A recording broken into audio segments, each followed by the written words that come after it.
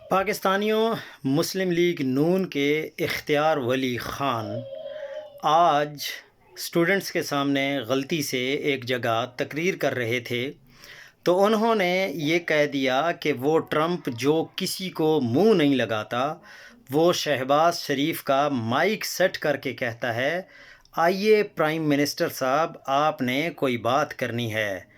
اختیار ولی کے ایسے کہنے پر طلباء نے شیم شیم کے نعرے لگا دیے۔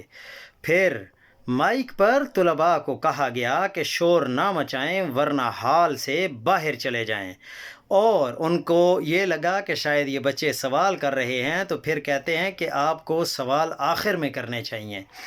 حالانکہ جب انہوں نے یہ کہا کہ وہ کسی کو منہ نہیں لگاتے، تو وہ ٹرمپ وہ ہے جب عمران خان وزیر اعظم تھا، اور وہ وزیر اعظم جب وہاں پر گئے تو عمران خان کے پروٹوکول کے لیے اپنی رہائش سے باہر نکل آئے تھے، اور انہوں نے عمران خان کو خود ریسیو کیا تھا۔